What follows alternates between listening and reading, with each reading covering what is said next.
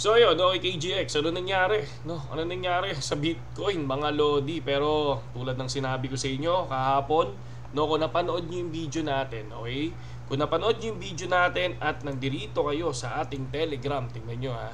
So kung ano yung sinabi natin dito, no? Pakita ko lang sa inyo ha, pakita ko lang sa inyo kung ano yung mga pinag-uusapan namin dito. So sa Telegram namin, ito yung lagi kong sinasabi sa kanila. Nagtanong sa akin kung saan tayo papasok. Ito ang sagot ko sa kanya, no? Malayo ang next support kahapon to. 44k yung nakikita ko or 44,300. So next resistance for me 47k. So ano po ang entry nyo KGX? Pag bumagsak ng 44k or 44,300, no? 44,300k, mag-short ako. Ayan yun. So pag 47k naman, maglulong ako mga idol. Hirap wala ako mapagkuhanan sa 4 hours time frame. So ako, tulad nga ng sinasabi ko sa inyo, hindi tayo basta-basta bullish, no? Hindi tayo basta-basta magsasabi ng mag-entry ka na, no? Sabi ko nga sa inyo, may timing yan mga lodi, no? So ito yun. So tama yung ating prediction. Ito yung isa na ating resistance na 47k, no? Kapag umangat dyan, sabi ko, maglulong ako, position. And kapag bumagsak dito sa 44k or 44,300, mag-short ako. Ayun, laglag oh. Ayan, no, mga lodi. And then, possible yan, no, possible na mag-39 yan. 39,800. 39,800. Ako so sa akin, para sa akin, ito yung pinaka, sabi nga natin ito na yung pinaka bahay natin. No, kapag bumaba pa yan dyan, retest and then lilipad dyan for me Pero ito, so far sa ngayon, ang bilis bumawi ni Bitcoin, no? So, di ba? Nakita natin. So, ito pa lang, nakita naman natin na good call tayo dyan, no? Sa mga pumasok dyan, good call na good call. So, ito, ang laki ng inangat ulit, no?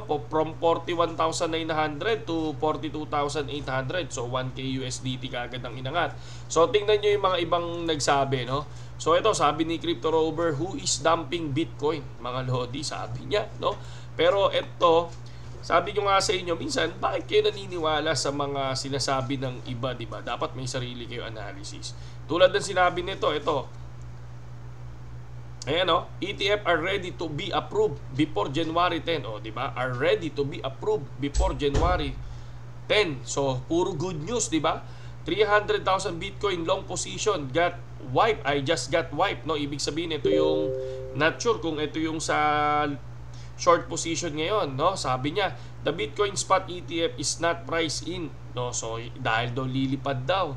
And then, ang sinabi niya pang isa, no? Ayan, BlackRock will buy 10 million worth of Bitcoin today, no? Ibig sabihin, kung bumili yan, lumipad, ayan, laglag, di ba? So, not sure pwedeng nilaglag yan bago bibili ang BlackRock, mga idol. Okay? So, uunahan ko na kayo baka bumili yan bago nagbenta yung iba bago bibili ang BlackRock. Pwedeng mangyari yon.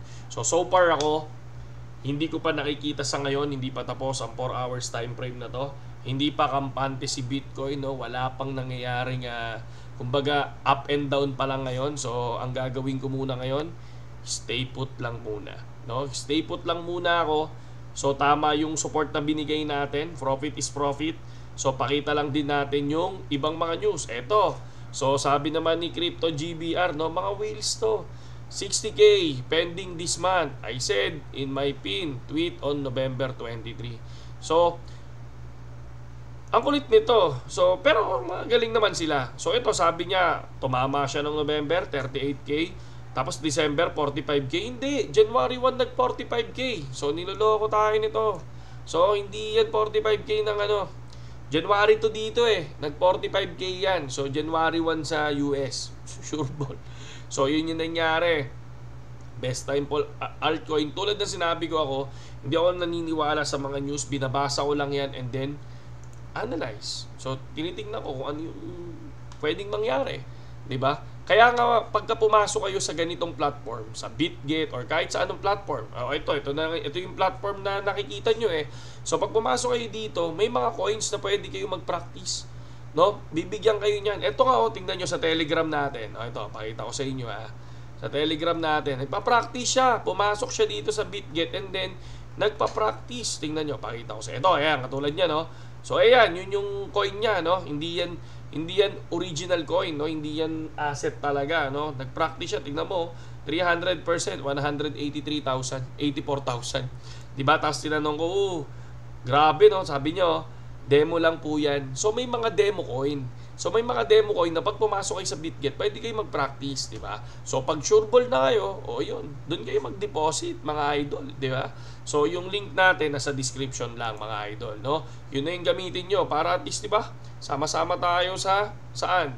Sa TA Hulasis, no? Yun naman ang yun naman ang tawag nila sa amin sa mga bago, di ba? Pero kami yung nagsasabi ng katotohanan, di ba? So, home, ayan, katulad niyan. Bitcoin is dumping on speculation of potential spot ETF rejection. 'Di ba? Tingnan niyo to meron din ako ipapakita sa inyo. Ngayon sinasabi nila yan na mayroong news na baka pwedeng hindi ma-approve, rejection. Nagbigay tayo ng Bitcoin important update na hindi mo dapat ma-miss. So ito 'yon. Konting awareness lang. Pinaliwanag natin diyan yung mga pwedeng mangyari kapag hindi na-approve or may news na hindi ma-approve ng ETF, no, ng BlackRock, yung spot, yung Bitcoin na yan, di ba? Magdadump yan. So parang itong sinagot ko dito, sabi ko, Bitcoin next target after the massive bump is urgent. Ayan, no? Ginawa natin yan. Ayan, kitang-kita nyo naman. I-click natin, mga idol. Okay. So, ayan yun, no? Pakita ko sa inyo. Ayan pa lang siya. And then, gumawa tayo ng resistance. Ito yun.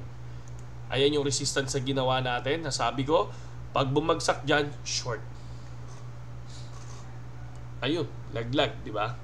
So, yun lang. Yun lang naman. Wala naman wala namang news na matindi ngayon. Ito, wala namang spot ETF. Pero nakita ko si Jim Cramer ang nag-news about BTC, no? Facebook. So, pakita natin, Bitpinas. Pwede naman yan, Bitpinas. Okay.